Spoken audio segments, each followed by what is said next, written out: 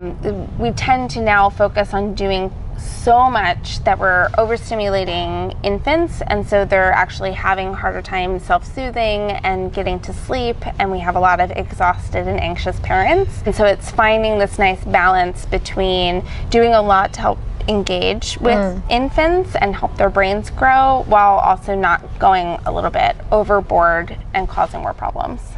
As a new parent, what's the level of engagement I should be, doing with my baby? Yeah, I'm guilty of being very, I think early, of bringing toys and books that sound Is that okay? Is that too much? Is there a way of thinking of age and when to introduce things? And more importantly, is there signs that maybe baby is getting too much engagement?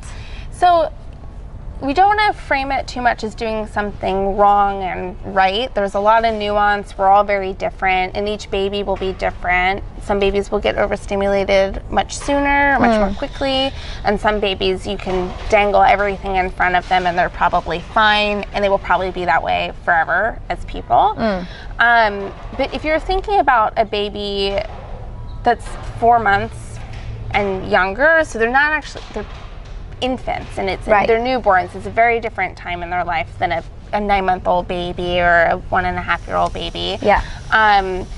Introducing too many things in that time is often going to be too stimulating, and they don't, even though they're just starting to reach and touch, they don't do it thoughtfully, so there isn't too much of a point of having to plug something in there.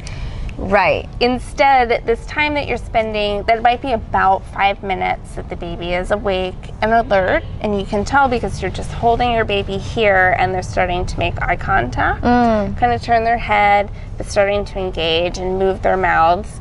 This is a great time to just speak to them, and you don't have to speak to them, which I don't know why we do that to babies, but just simply look at them and you can start to speak.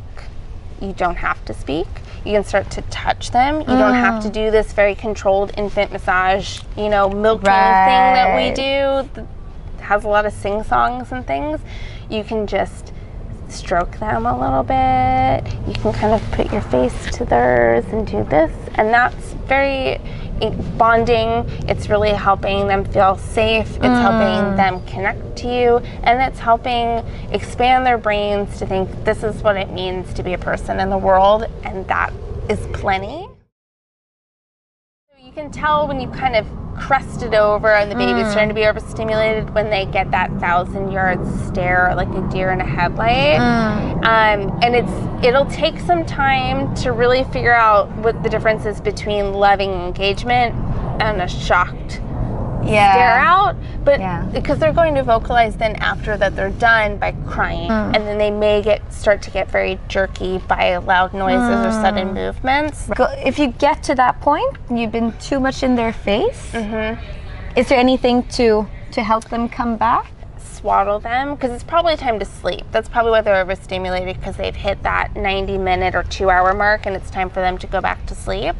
And so you want to help get them ready to go back to sleep by swaddling them or having them close to you in the carrier, if that's how you're doing it. Not make big eye contact, and then instead of doing this thing where we normally then keep overstimulating, you just start to calmly hold them tight, pat them slowly, speak in a low tone slowly to them. Just very calm energy. Right. I understand the challenge because you're going to be stressed when they're stressed. So it's a practice and a challenge to yourselves as parents to stay calm in that situation, because they will respond. They're responding to tiny, subtle cues in your demeanor.